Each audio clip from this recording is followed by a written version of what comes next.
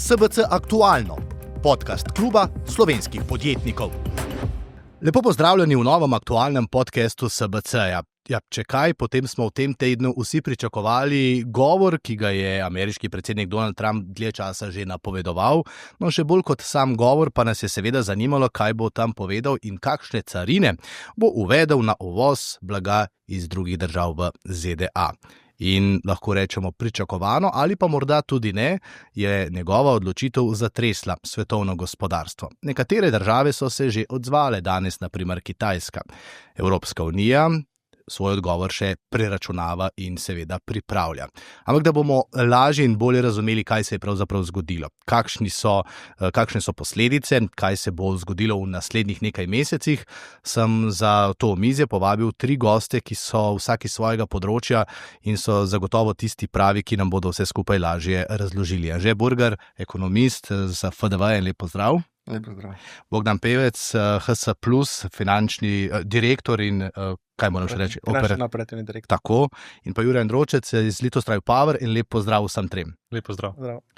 Kje začnemo? Zdaj je recimo, da sta 2 dneva minila, 48 ur od Trumpove odločitve, 20% carine za Evropsko unijo, začeli bomo seveda doma.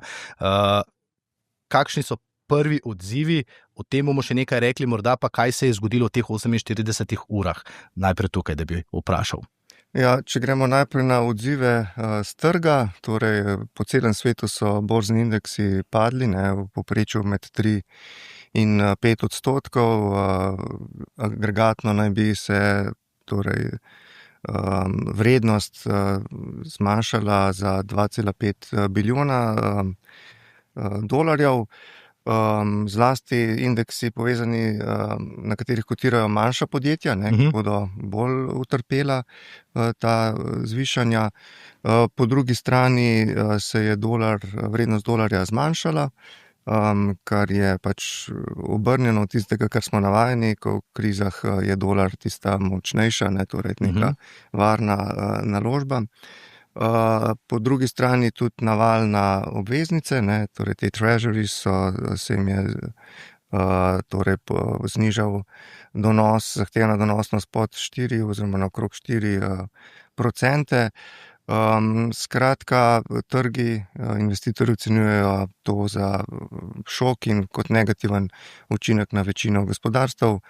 Za ZDA so ocene, pa za Kitajsko, da bo prišlo do padca lahko letos že za okrog 2 odstotni točki BDP-ja, tako da pač trgi so se zelo negativno odzvali. Drži, pogledal sem malce borze, danes mislim, da je samo nekaj milijarderjev v Ameriki, no se za njih me sicer ne skrbi, ampak vendarle izgubilo več kot 200 milijard dolarjev, verjetno niso najbolj zadovoljni, ampak Donald Trump hkrati že pravi, operacija uspela, pacient je preživel in okreva.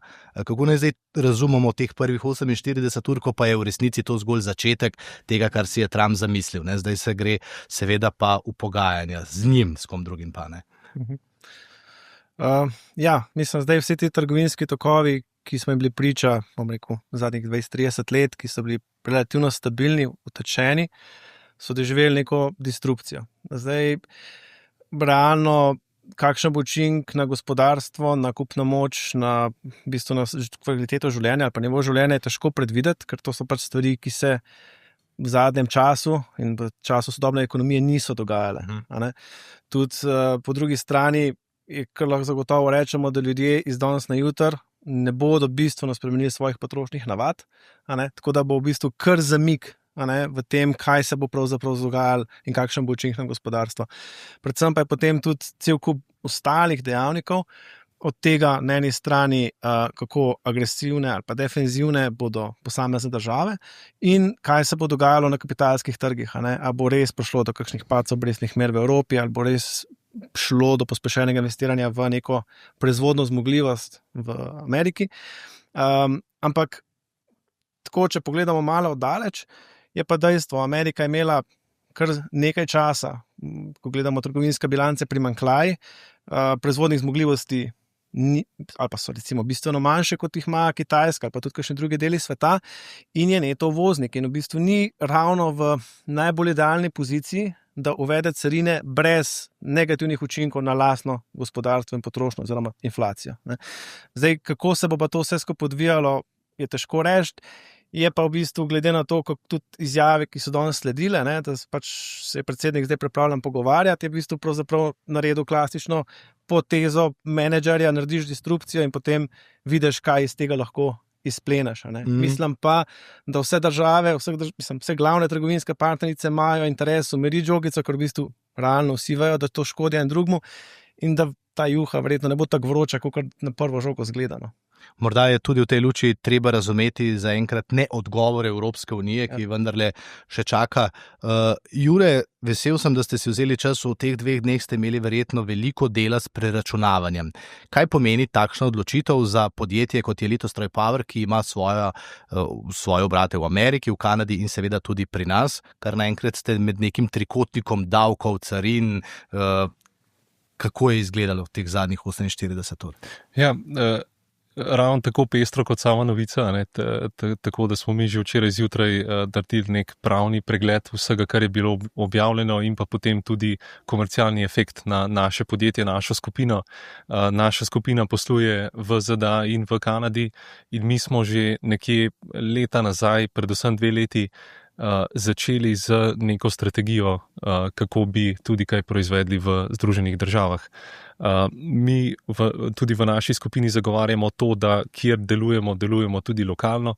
Vsi vemo in jaz mislim, da so tukaj ZDA res en idealen primer, kako spodbujati lokalno gospodarstvo.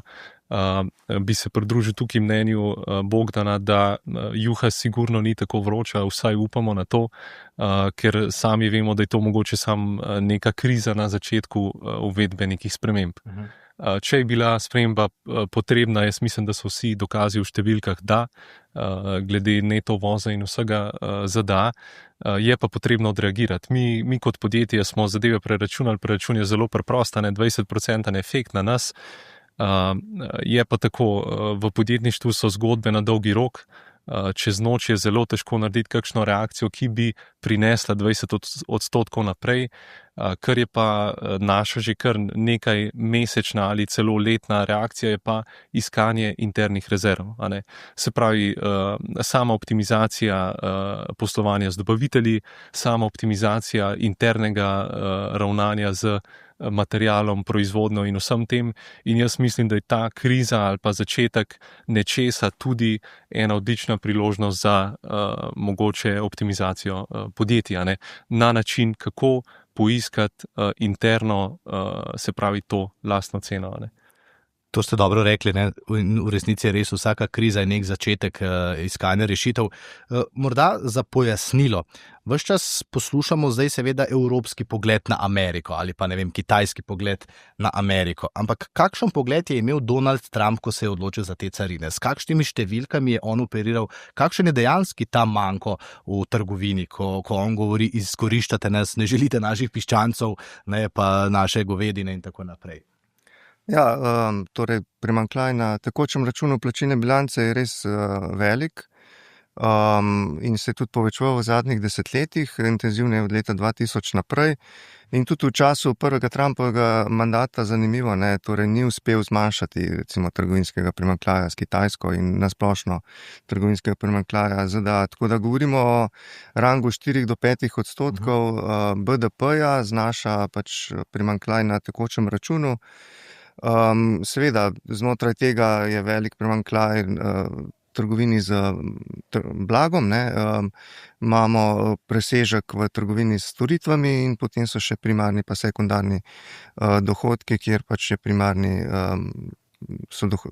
dohodki izkazujejo presežek, medtem ko sekundarni pa primanjkljaj. Torej, Trump je želel s temi carinami 3 glavne cilje doseči. Prvo je povečati prihodke, javnofinančne prihodke, s katerimi bi financiral del svojih obljubljenih davčnih razbremenitev v gospodarstvu. Drugi je torej selitev proizvodnje nazaj v torej ta backshoring nazaj v Ameriko. Po mojem mnenju sta pač ta dva prvi in drugi cilj medsebojno izključljiva, ne, torej če vi dejansko pobirate velike carine, pač ne morete hkrati tudi doseči drugega cilja, ker če dosečete drugi cilj, torej namesto uvoza povečate lokalno proizvodnjo in s tem pač ni prihodkov več z pobranih carin. No, tretji cilj je pa torej povečati ta vzvod v pogajanjih, kjer želi ZDA, torej za vsako izmed teh glavnih trgovinskih partneric izboljšati neke položaje, za katere smatra, da je ZDA v deprivilegiranem položaju. Recimo vizavi Evrope si želi bolj odprt dostop in tudi večje plačevanje in tudi s tem nakupe vojaške opreme strani EU članic, strani Kitajske želi zmanjšati primanjkljaj in selitev proizvodnjo nazaj. Skratka, s tem si pač je izoblikoval neko pogajalsko izhodišče, kar pa ni nujno, da se bo dejansko uresničilo. Vidimo recimo te večje države, ki so bolj, ki imajo ta privilegij, kot je Kitajska, je ravno pač napovedala povračilne ukrepe v višini 34% carine, tako da je zelo težko napovedati, ali se bo pač ta njegova računica iztekla ali ne. Bi morda na te kitajske povračilne ukrepe kakšno rekla, kaj pa zdaj to pomeni? Kar naenkrat imamo dve državi, dve največji gospodarstvi na svetu, ki imata takšne vzajemne carine, da je v resnici res rečeš, a se to še splača, ta konkurenčnost je kar naenkrat, ne vem, nenavadna, lahko temu rečemo, ne? A je to po eni strani zdaj priložnost za skok na drug trg ali pa za skok kakšnega drugega trga na tržišče? Zdaj, kot jaz razumem kitajsko potezo, pa bom rekel njihovo zaledje, je verjetno logika v tem, da so vrgli žogco nazaj tam, kjer Američane najbolj boli, s čimer so dosegali pospešitev pogovorov, kaj bomo naredili. Dejstvo je, da pač Amerika od Kitajske res veliko uvozi in potrebuje Kitajsko. In obratno. Tako da zdaj reči, da bo se pa zdaj nekaj preusmerala, se pravi, kitajska potrošnja v Evropo mogoče nekaj, ampak mi ne moramo tega kupiti v takem obsegu, ker tudi naša kupna moč, glede na to, kakšno imamo gospodarsko rast in samo dinamiko, v bistvu pada. Tako da prav nekih hudih opcij tu nihče od teh velikih igralcev nima, to tle zmage ni. Zdaj, kar se bo pa sigurno dogajalo, kar smo videli že, ko so se sankcije proti Rusiji uvedle, se pravi, trgovina je tekla dalje, samo prek drugih tokov. In tudi tukaj znamo, verjetno, če bo to se vleklo kar nekaj časa, seveda gospodarstvo moglo nek dodaten fi plačati, ki bo po matematiki nižji od teh carin, da to blago po drugim poreklom pripelje v ZDA ali obratno. Tako da neke mahinacije tle sigurno bo, ampak zdaj, da bo pa neko podjetje se usmerilo čisto na drug trg, če ima tam ključne kupce, je to zelo težko pričakovati. Zdaj, če ti proizvajaš luksuzni avto, recimo, ga ti zelo težko prodaš na trg, kjer ni kupne moči. Se pravi, to so tvoji ključni trgi. Je pa res, da je pa kar nekaj sektorjev, ki pa ima malo možnost prilagajanja. Tako da je pa, če gledamo čisto samo dinamiko na Kitajskem, seveda Kitajska interno ni, bom rekel, tako stabilna, kot zgledano zven, zelo življenjsko odvisna od teh svojih izvoznih tokov in rabi izvoz za preživetje, za prosperiteto in tako naprej. In v zadnjih letih po covidu smo mi bliže priča v bistvu redukcijam proizvodnih kapacitet na Kitajskem, ker so za določenimi ukrepi določene industrije bremzali, ker je nastajalo presežna količina izdelkov, ki jih ni bilo mogoče izvoziti in so potem to nekako centralno krmirali v druge industrije, spet mogoče malo bolj nazaj v primarno kot v high-tech, nekatere, mislim, predvsem maso ljudi, če gledaš. Tako da jaz mislim generalno prav nekih hudih preskokov med trgi ne bo, zagotovo pa bo eno prvih pogajanj med Ameriko pa Kitajsko se zgodilo, ker nekako je treba to žogco meriti in priti do nekih razumnih situacij. Enako vidite to stvar kot Ja, te relokacije so zdaj precej otežkočene, glede na to, da je Trump uvedel vsaj te minimalne stopnje 10% carine na vse trgovinske partnerice. Ne. Tako da, ko je bila trgovinska vojna od leta 2017 naprej, s Kitajsko je prišlo do velike preusmeritve v Tajvan in ostale jugovzhodne azijske države, Vietnam, in je pač Vietnam recimo postal ena izmed največjih izvoznic oziroma realiziral ene največjih trgovinskih primanjkljajev do ZDA. Zato so dobili 66 carine, naprimer. Tako da zdaj bo to otežkočeno z dveh vidikov, ker so pač vse deležne teh carin, in z drugega vidika, ker je Trump zelo nepredvidljiv in se lahko čez noč premisli in pač zmanjša ali pa poveča carine, in pač to je za podjetja popolnoma nemogoča situacija, da se pač selitev proizvodnje govorimo o letih, sploh v teh malo bolj kompleksnih industrijah, kjer so preskrbne verige, vključujejo na desetine partnerjev z celega sveta, so te kalkulacije zelo, zelo kompleksne. Tako da, možno je seliti proizvodnjo v ZDA, kar si želi Trump, ampak to opozarjam, to je prvič možno samo za velika podjetja, ki pač imajo veliko prodajo in realizirajo dovoljšne ekonomije obsega, da se jim takšna investicija splača. Za manjša podjetja to v večini primerov odpade, in pa tudi samo za določene sektore. Moramo vedeti, da pač neka koncentracija proizvodnje v eni državi ima izrazito pozitivne učinke v smislu, da se znižajo stroški zaradi ekonomije obsega. Zdaj, če ti razpoloviš tovarno in pol proizvodnje preseliš na drug trg, to pomeni, da bo učinkovitost proizvodnje pač globalno gledano nižja. In to pač bomo utrpeli na koncu kupci. Tretja omejitev pa je, ZDA ima relativno nizko stopnjo brezposelnosti, govorimo okrog 4%, in zdaj Trump bi pa želel povečati delež industrije iz trenutnih okrog 10% BDP-ja na, mogoče celo kitajskih 28% je bil delež industrije v ZDA 100 let nazaj recimo, ampak to pomeni 20%, 1/5 delovne sile bi se morala torej preseliti iz storitev v industrijo. Zdaj pa kako boste to dosegli, kako boste prepričali, da nekdo iz IT storitev ali pa iz administracije gre nazaj delati v industrijo za stroje. Mislim, to so take, ko gremo v prakso, zelo vprašljive predpostavke. Dobro ste omenili, da kar odpreti tam podjetje ni tako enostavno, zato morda, Jure, prideš ti na vrsto. Kako pa je res, ko rečeš, bomo tudi v Ameriki, sam si rekel, mi smo že računali, dajmo tudi tam imeti svoje predstavništvo, dajmo tam delati. Ampak to se zelo enostavno sliši, kljub temu, da je to Amerika, pa ni vse, kot bi rekel, ameriški sen. Ja, dejansko je izziv. Če pogledam že nas kot sam Litostroj, mi proizvajamo, smo eno izmed redkih težko industrijskih podjetij v Sloveniji in smo tukaj par minut stran v Ljubljani in držimo ta ponos ohranjanja proizvodnje znotraj tega zaradi samega know-howa.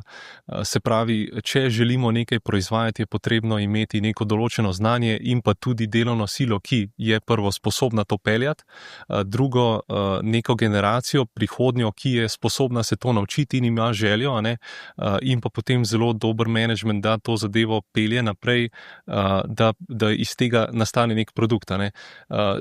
Turbine, ki jih mi proizvajamo, ali pa vse ključne komponente za hidroelektrarne so dejansko zelo precizni stroji. Jaz bi rekel, da kar podobni švicarskim uram, če pogledamo vse tolerance, da se nek gonilnik premera 5000 mm vrti znotraj tolerance milimetra do 2 mm na steno v turbinskem jašku, to pomeni, da to ne moremo proizvajati kjerkoli. To smo se mi naučili že kar precej časa nazaj kot podjetje. Proizvodne kapacitete, ki jih imamo znotraj naše skupine, so v večini v Evropi in pa potem naše materinsko podjetje ima tudi zmogljivost v Kanadi. Razmišljamo tudi za korake naprej. Trenutno pa v ZDA razvijamo bolj kot ne partnerje. Partnerje, ki lahko proizvajajo za nas, in pa z njimi lahko delimo počasi to tehnološko znanje, da se nek local manufacturing vzpostavi. Vsi vemo, ne, in to je verjetno tista zadeva, ki jo jaz tudi pogrešam znotraj same unije ali pa tudi države. Če si bomo želeli lokalno, potem bomo to lokalno tudi omogočili, da se proizvaja, da so pogoji temu primerni, da so razpisi temu primerni, da lahko zadeve lažje zapeljamo in pa razvijamo trge, ne. Tako da definitivno odpiranje proizvodne, kakršne koli, mislim, da se tukaj bojo vsi industrialci strinjali, ni heca. Eno zanimivost se mi zdi, da si omenil, pa sem si jo zapomnil včeraj, ko smo tudi nekaj klepetali. V Ameriki imajo, če se ne motim, v povprečju 60 let stare hidroelektrarne, kar pomeni, da oni bodo vas, na primer, še kako potrebovali. Ja. In zdaj, kljub temu, da ti rečeš, to je pa ta realnost, o kateri tudi vi govorite, imaš neke carine, omejuješ, rad bi preselil vso to industrijo tja, ampak nekaj je pa realnost. In realnost je, na primer, da hidroelektrarne moraš obnoviti, če želiš elektriko, kar je ključna stvar. Se pravi, tako enostavno vendarle ne bo šlo. Ne? Lahko on reče, Trump, ja, v redu, boste pa iz Slovenije preselili to znanje, ampak ne gre v naslednjih 10 letih. Ne gre in tudi dejansko se ne gre za neko selitev znanja, ampak razširitev kapacitet, ker tudi mi kot podjetje in skupina si želimo višjih prihodkov, to pomeni, da je treba delovanje po trgih razširiti in pa se odločiti, pa nekako zastaviti strategijo potrebno, da se kapacitete ločene po produktih nekje razvijajo, ker recimo, kot sem omenil, ta infrastruktura je 60 plus let stara, tudi v Evropi, a ne, je precej prostora za nas, za obnovo vseh teh hidroelektrarn in sami vidimo, da vsak trg pristopa k tej obnovi drugače. In tem željam se je potrebno tehnično prilagoditi in potem razvijati zgodbo okoli tega. Ne. Vse je pa tako, ne, podjetje ima več assetov ali pa sredstev, ne, eno izmed teh je zelo pomembno, so ljudje. Ljudje so tisti, ki na koncu pripeljejo res ta produkt do nekega zagona in mi smo recimo daleč od linijske proizvodne, kar pomeni, da je upravljanje sprememb dnevna točka. Ne. Tako da, če gledam ta cikl sprememb, jaz mislim, da tudi uvedba teh carin je bila dejansko ta kaos na začetku, pa potem padamo počasi nekje v brezno, pa se bomo počasi vsi skopali ven. Ja, zdaj moramo vprašati, v kakšnem breznu se Evropa lahko znajde, če ne bo pravega odziva. Vemo, Dragevo poročilo nam je zelo jasno povedalo, pa zdaj je že spet kar minilo nekaj mesecev, ne, pa ga samo omenjamo, kakšnih velikih sprememb nažalost res ni bilo, ne. Če ne boste uredili nekaj stvari, to je konkurenčnost, manj birokratizacije, vprašajte se, kaj pravzaprav si še lahko privoščite, če si ga dobro prebral, tudi tam pisalo. Ne.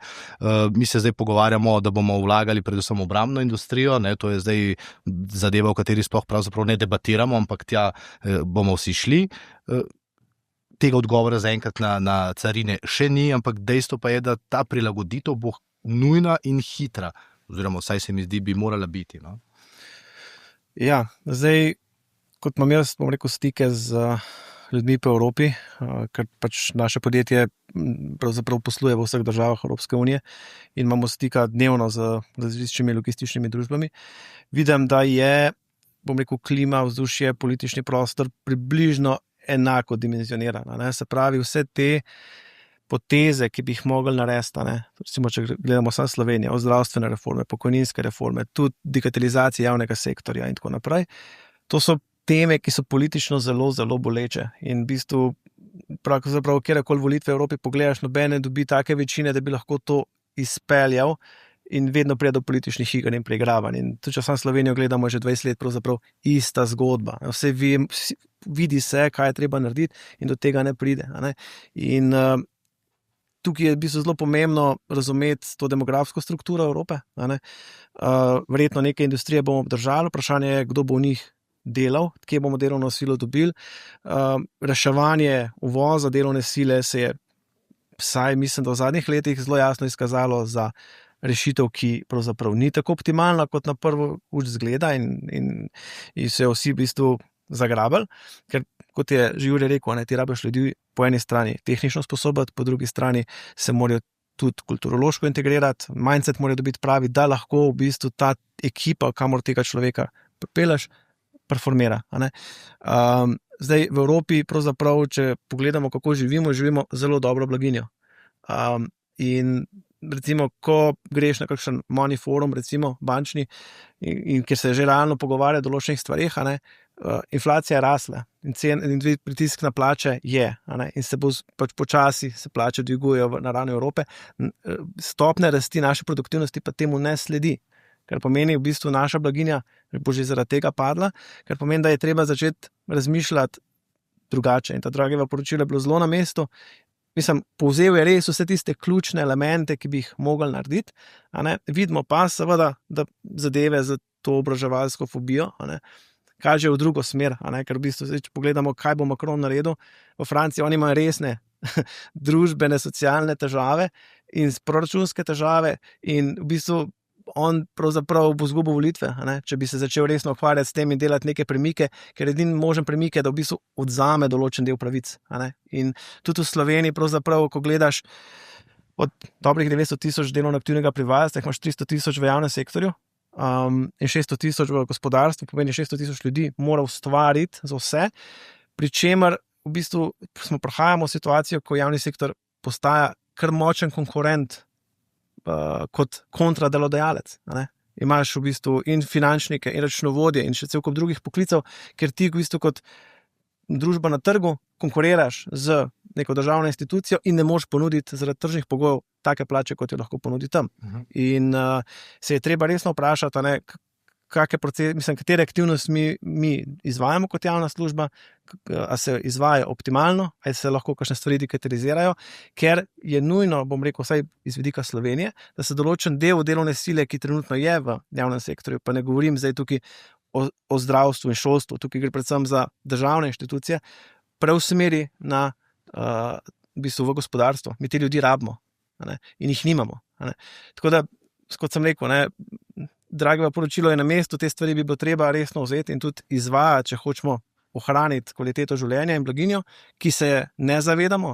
Se pravi, ljudje se mi zdi, da iz Evrope premalo grejo v svet, da bi videli, kakšna je razlika, kako ljudje drugje živijo. In pravzaprav, če hočemo biti družba znanja, dejansko to znanje razvijati in vlagati v ljudi, ker vidimo v Ameriki, kakšen handicap je bil, ker so vlagali v oborožitveno industrijo, ker so zanemarjali infrastrukturo, ker so zanemarjali šolstvo in v bistvu zdaj ne morejo konkurirati, ker nimajo ljudi, ki bi dejansko ali delali v proizvodnji ali pa pravzaprav tudi ustvarjali neko višjo dodano vrednost. To, kar je Bogdan omenil, to so ti resni problemi, v katerih sicer govorimo, se pa ne dogovorimo ničesar, lahko tako rečemo. Zdaj smo ravno v tem tednu dobili pokojninsko reformo, ki pa v resnici ničesar ne rešuje, ampak samo preklada vse skupaj na neko drugo vlado, na drugo generacijo. O zdravstveni reformi se veliko pogovarjamo, po eni strani slišimo, to je tisto, kar sem obljubil, to zahtevajo, na drugi strani pa imamo na primer celo tak zakon noter, oziroma amandma, ki prepoveduje, da bi tisti, ki v zdravstvu tudi delajo, sploh kaj zaslužili. Skratka, ves čas se pogovarjamo o resnih stvareh, dejstvo je, kaj treba narediti, ampak pustimo Draghijevo poročilo, še doma ne upravimo teh čisto osnov, ki so jasne, morda še pred volitvami celo. In omenil si, da nimajo večine. Ta vlada je to večino neustavno, ampak je imela tako veliko moč, da bi vse to lahko izpeljala, pa ne vem, vi ste ekonomist, morda se pa jaz motim. Ja, zdaj ta šok v sistemu, v bistvu jaz vidim tu dve nasprotujoči si sili in to je odvisno od tega, katera bo zmagala. Ta šok je lahko izkoristiti kot poenotenje Evrope in v smeri reform. In videli smo v preteklosti, ko smo šli skozi te dva šoka, COVID-19 in rusko invazijo, da v določenih momentih se je bila Evropska unija sposobna poenotiti, sprejeti določene ukrepe, ki so dolgoročno strateško bili nujni. Zdaj upamo, da se bo to zgodilo tudi v smeri reform, zmanjšanja administrativnih bremen, ki jih pozivajo že od Letjevega poročila in Draghijevega in potem Competitiveness Compass in tako naprej in tudi v zadnjih govorih predstavnikov evropskih institucij, da bomo dejansko to končno izpeljali. Drugi nasprotujoča sila je pa da gremo z vsemi temi novimi protekcionističnimi ukrepi, ne, stran od tržnega sistema, ki smo ga vzpostavili po drugi svetovni vojni, in vsi v smer drvimo nekega intervencionizma, etatizma, torej industrijske politike, ki pa vemo, ne, kako se lahko konča, ko smo videli tudi v 70-ih letih prejšnjega stoletja z nacionalnimi šampioni, zapiranjem trgov tudi znotraj samega evropskega gospodarskega prostora še takrat, in zmanjšanjem torej svoboščin na trgu in tako naprej. Zdaj upamo, da se pač to ne bo zgodilo, ne, in da pač bo Evropska unija enotna, ampak pač neki nastavki nestrinjanj so že tu na tem primeru, ne, med državami, kako odreagirati na to prvo in potem še 2 dni nazaj te nove ukrepe Trumpa, ne, pač vemo, vsaka država ima svoje specifike, recimo Francija se zelo boji pač Trumpovih dodatnih carin na farmacevtska podjetja, na vinarsko industrijo, ja. Irska ima zopet svoje specifike, zelo odvisna od, tako da ne, ali bomo uspeli zdaj se tu poenotiti, ne, vemo pa, da pač pristojnost na trgovinskem področju ima komisija, ne, in tukaj bo države znale vleči vsaka svojo nit, ne, tako da tukaj, mislim, je tak clash, no, jaz vidim, no, med tema dvema silama. Če morda iz te teorije pa politike, ne, ker tukaj je ogromno politike, skočimo res samo v poslovne vode, ne? Kaj pa tam pravzaprav igra ključno vlogo? Zelo dobro ste oziroma si, no, da se kar tako rečemo za to mizo, omenil, mi pač delamo to, kar potrebujejo vse države, ne? In to delamo zato, ker znamo, imamo ta umski kapital, znanje in vse ostalo.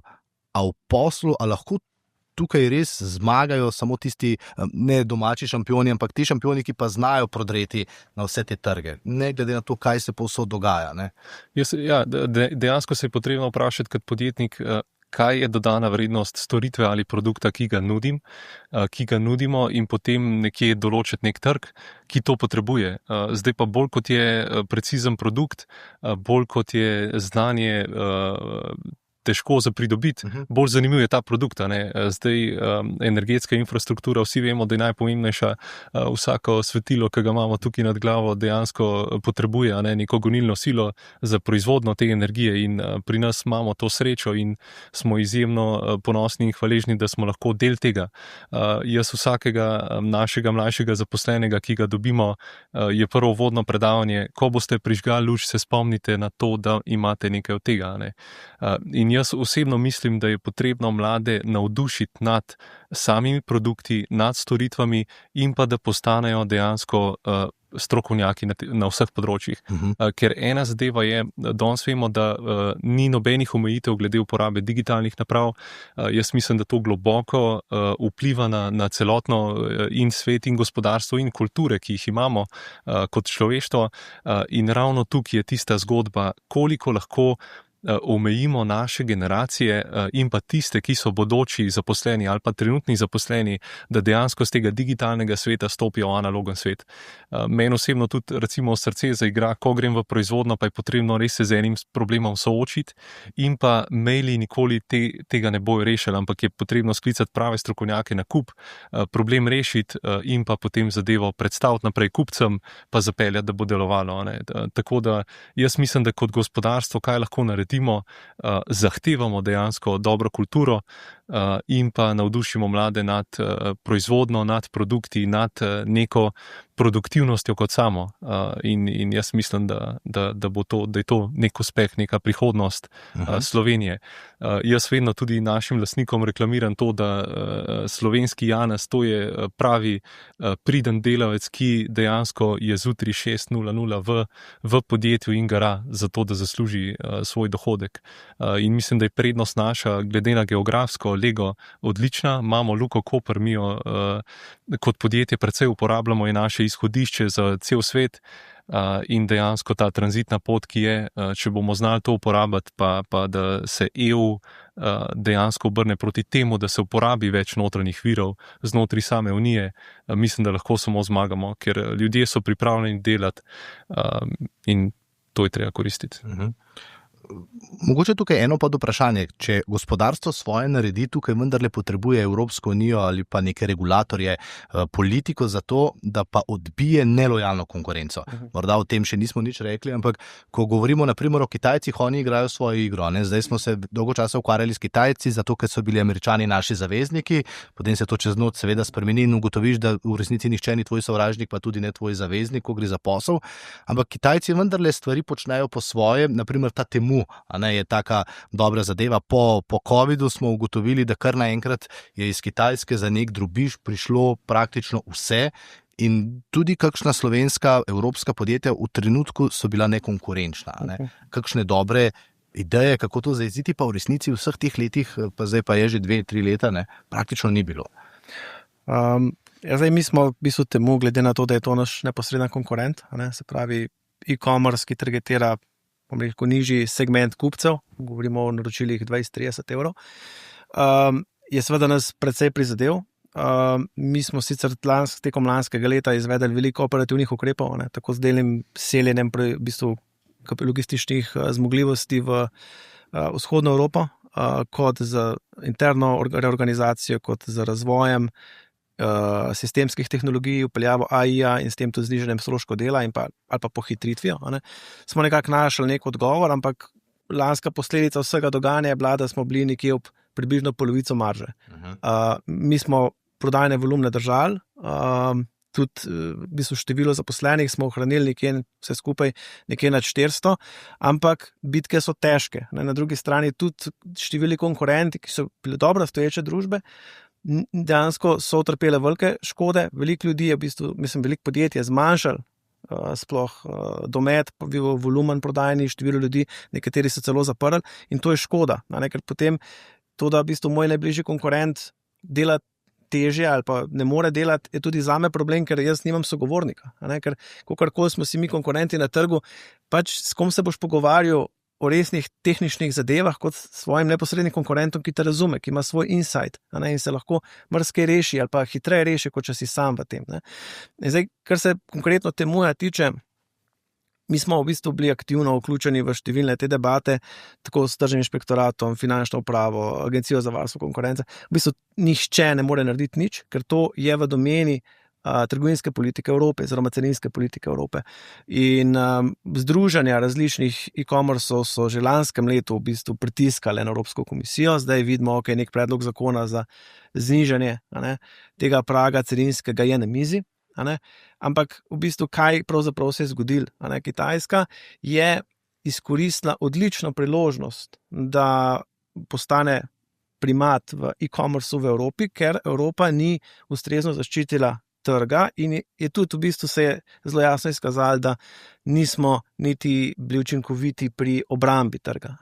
Po drugi strani, ko gledaš Evropsko unijo navzven in kdo je pravzaprav odloča, glavno stvar tukaj noter sta imela predvsem Francija in Nemčija je imela tak že težek trgovinski položaj zaradi avtomobilske industrije in seveda ni bilo zagotovo, kljub temu, da se v javni razpravi to ni nikoli izpostavilo, niso imeli nekega hudega interesa, da bi pa oni zdaj zaradi ščitenja e-commercea še v bistvu zaostrovali pogoje s Kitajski. Tako da zdaj to je nekako nek tak fallout vseh teh dogodkov. Jaz mislim, da na dolgi rok se bojo stvari že stabilizirale. V e-commerceu smo bili vedno navajeni teh pretresov. Eni so pozitivni, eni negativni. In v bistvu vse, kar pravzaprav, nekaj časa smo se ukvarjali s tem, kaj bi lahko naredili, kot država, kaj s pomočjo inštitucij, potem smo pa rekli, ok, dajmo mi v bistvu se fokusirati na lastno znanje, na lastne zmogljivosti, na kapacitete in v bistvu igrati svojo igro naprej in staviti na tisto, kar vemo, da znamo delati. In to je pravzaprav omogočilo, da pravzaprav smo tudi poslovanje stabilizirali in letos, v bistvu celo Q1, ko je za nami, smo po donosnosti nazaj, kot je bilo pred Temujem. Sicer še vedno z bistveno več dela smo dosegali ta rezultat kot v preteklih letih, ampak se da, se pravi, ni to zdaj konec e-commerce v Evropi, samo zato, ker v bistvu nekdo gre malo levo in desno po pravilih igre. Ta uvod je bil v bistvu uvod tudi v moje vprašanje, Kitajci imajo pač seveda svoj pogled na ekonomijo in pa na svetovno trgovsko politiko. Pri temu, naprimer, so dali kar precej denarja, zato da so lahko Kitajska pač prodrla na ta tudi evropski trg. Ko govorimo o avtomobilih, se je v resnici zgodba tudi ponovila, Kitajci seveda subvencionirajo, na to pa s poceni avtomobilom, poceni v narekovajih, seveda pridejo na ta trg. In zdaj skrb nekaterih je, ki pravijo, dobro, če Američani z nami tako ravnajo, pa bomo morda malce manj konkurenčni, obrnimo se torej na ta velik kitajski trg in ga odprimo, po drugi strani pa, ali je to nevarnost, da ta kitajski trg še z drugimi stvarmi preplavi Evropo in v resnici še bolj zamaje to, kar imamo, kjer smo še konkurenčni. Ja, ta miselnost je prevladovala v 90-ih letih, pa tudi na začetku 2000-ih, ko je recimo leta 2001 Kitajska vstopila v Svetovno trgovinsko organizacijo, je bilo tipično mišljenje, Kitajski bomo z odpiranjem naših trgov omogočili hiter razvoj in s tem se bodo povečali tudi priložnosti na kitajskem trgu in bo pač vzajemno koristna trgovina, ampak Kitajska je pač igrala in še igra dolgoročno strateško politiko, ki ne vključuje samo komercialnih interesov, ampak kot smo videli v številnih primerih v preteklih letih tudi geopolitične interese. Smo v obdobju, kjer smo se premaknili iz geopolitike tudi v geoekonomijo, kjer ključno vlogo igrata dva nova momenta v mednarodnih odnosih, to sta tehnološki napredek, tehnologija in pač ta weaponizacija, torej zloraba tega, in pa pač ekonomski interesi, kjer je ekonomija tudi del te trde moči države. In zdaj Kitajska je to pač znala izkoristiti, kar smo videli na številnih primerih, od solarnih tehnologij do električnih vozil.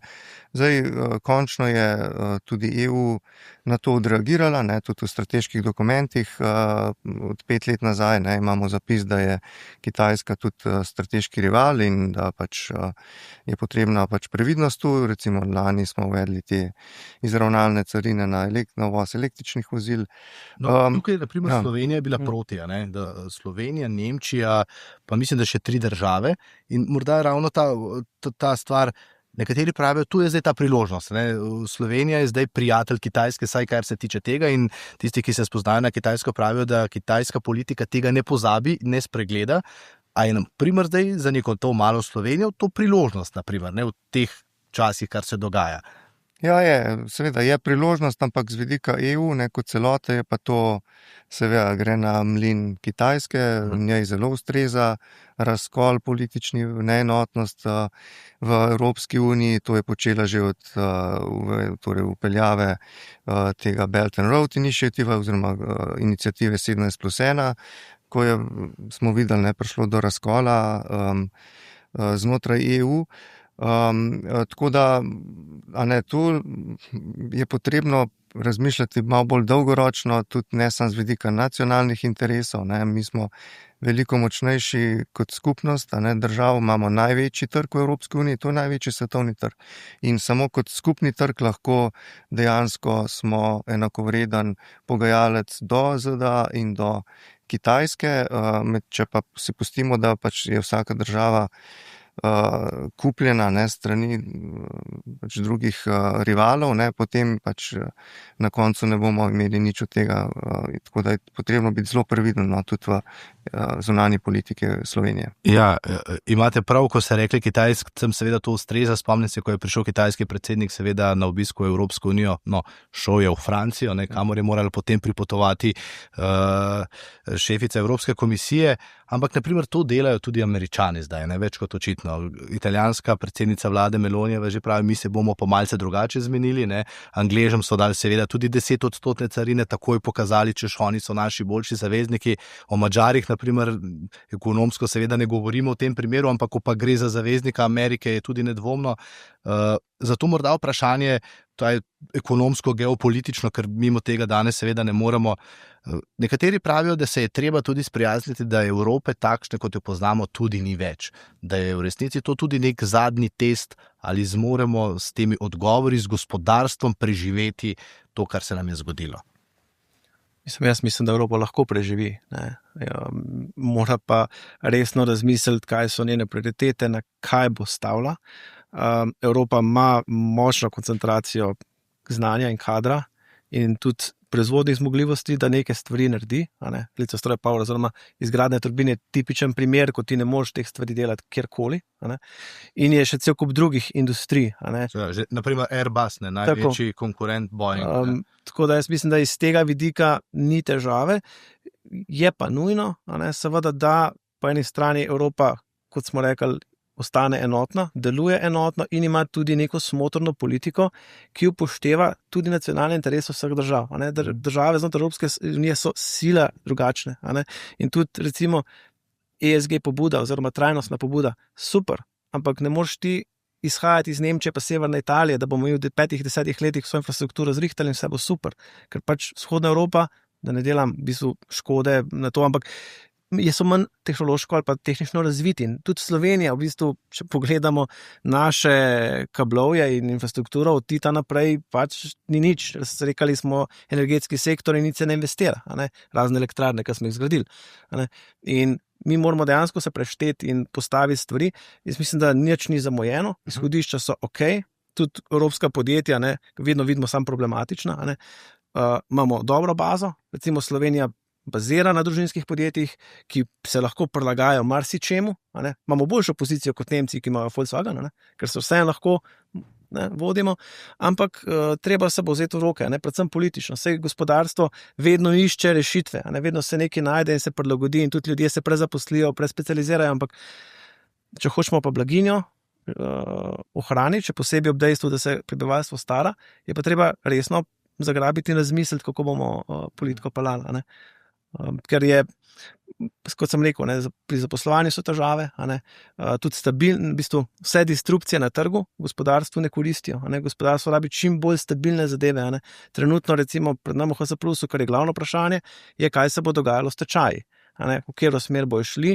Mi večino blaga, nekje letno, nekje 35-40 milijonov dolarjev kupimo v Ameriki in tečaj za njih 2, 5, 10% je to za nas v bistvu strateškega pomena in ne moramo reči, ja, se to nas pa ne zanima.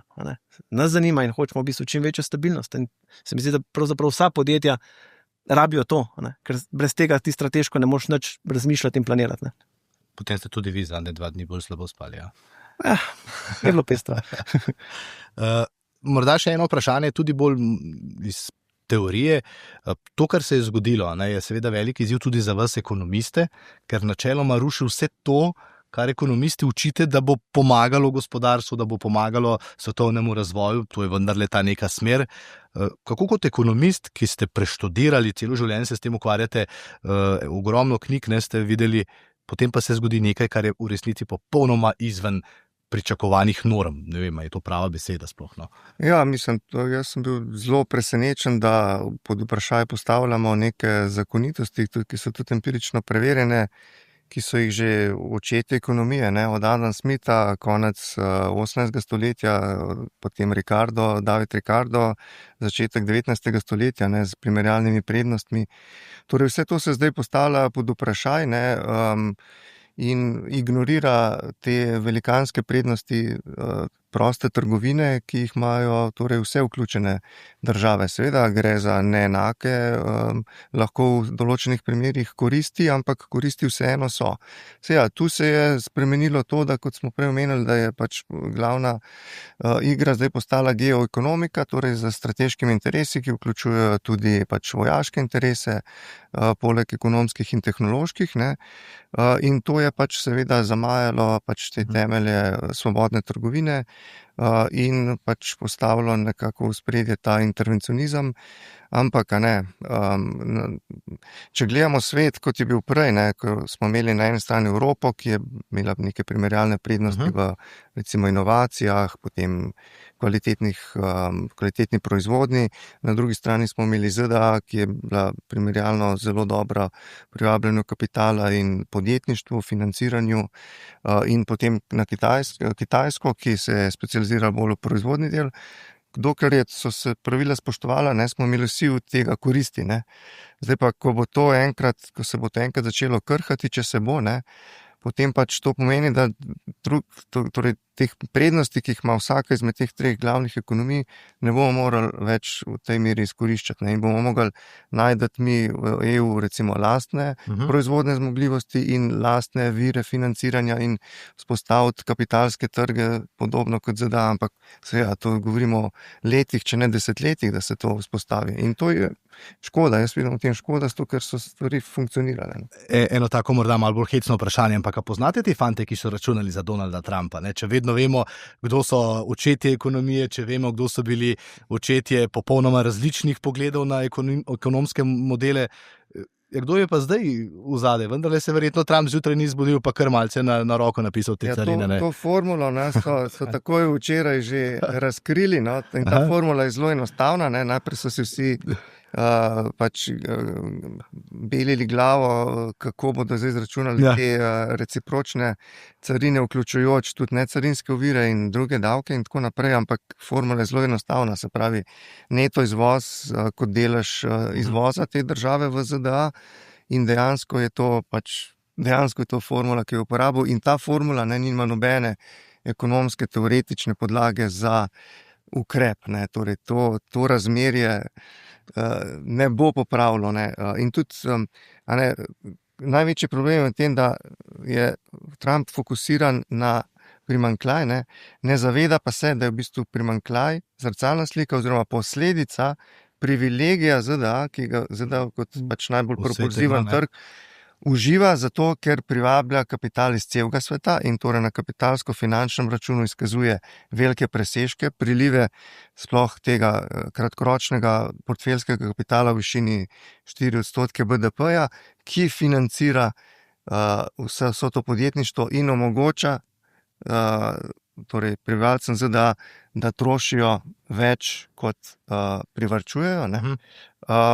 In od tega imamo koristi tudi mi, ker lahko tja izvažamo. Skratka, ne da bi naslovil neskladje v ZDA med agregatnim varčevanjem in agregatnimi investicijami, Trump ne bo mogel popraviti primanjkljajev na tekočem računu. Potem pa mogoče res ni bilo fantov, pa je res kar sam zjutraj pogledal to tabelo, pa napisal zraven, pa so zato tudi Američani tako čakali, kakšne bodo te številke.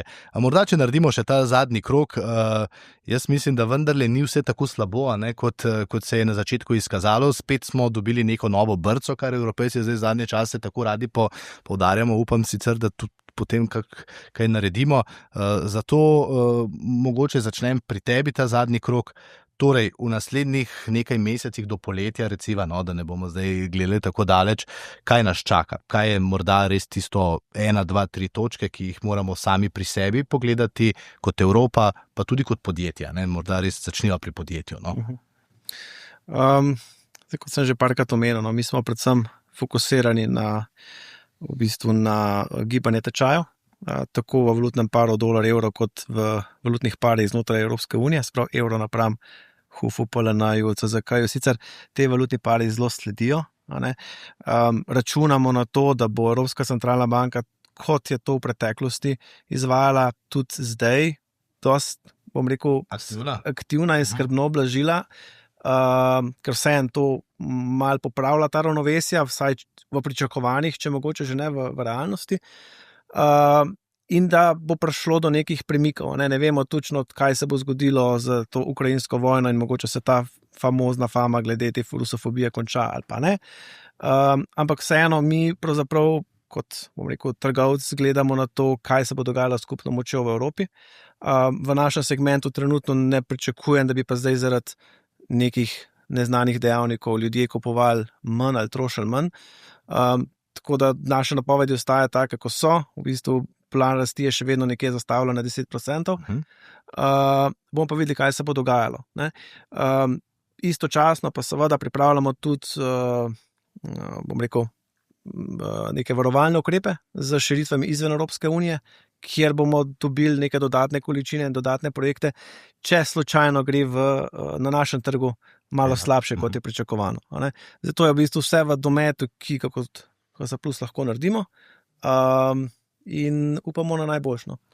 Priprava, iskanje novih trgov, pa morda gledanje, kaj bo Evropska centralna banka naredila, pa seveda kaj dodava še, morda vidva. Z vami bom pa končal zato, ker vem, ker vas vidim in poslušam, da vendarle ta pozitivizem kar naprej gre naprej, tako da bomo tako končali, ampak ja. Ja, jaz bi dodal še mogoče ta malo bolj makro vidik, da pač z vidika EU je optimalno, da zasleduje nek cilj odprte strateške avtonomije, ne, se pravi, da se ne zapiramo, tako kot ZDA, ampak da se skrbimo za pač te strateške tehnologije, dejavnosti, ki so bile zapostavljene, in tu se strinjam, da pač tako just-in-time proizvodnja, ki je doživela velik šok v teh zadnjih krizah, tako ne moramo več naprej delati, moramo biti malo bolj suvereni, avtonomni, hkrati pa pač še vedno na prvo mesto postavljati konkurenco, trge,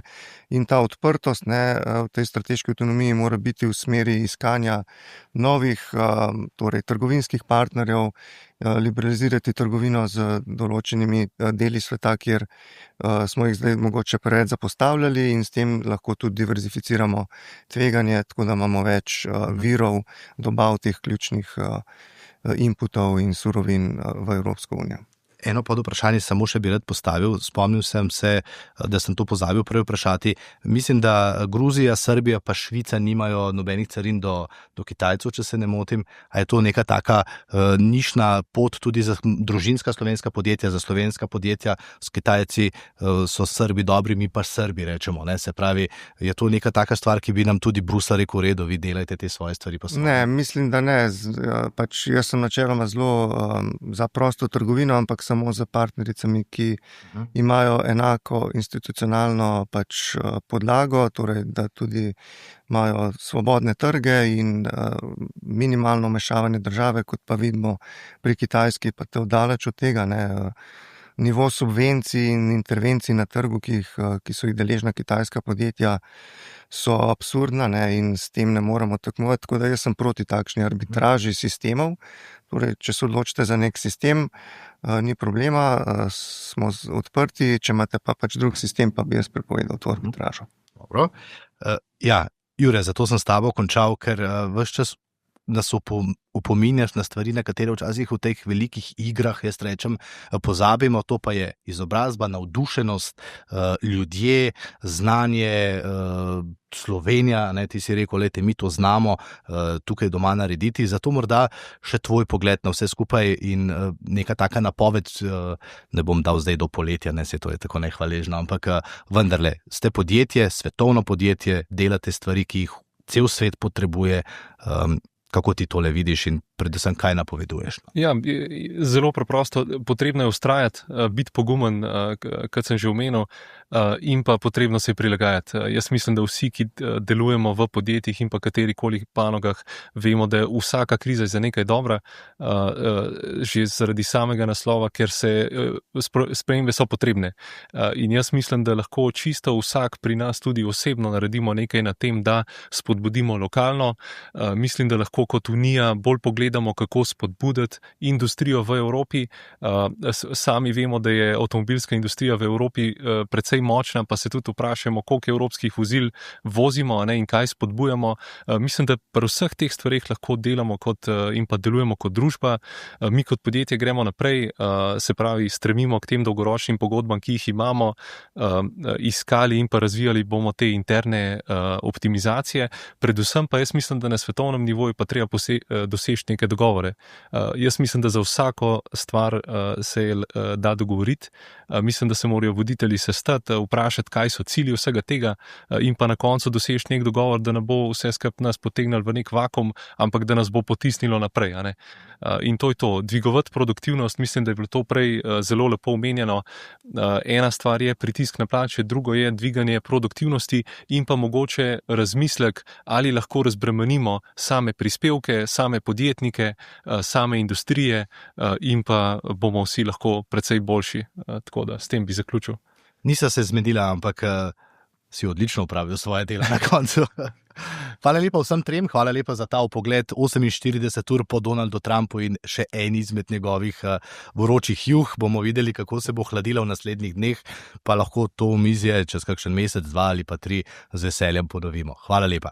Hvala lepa. Hvala.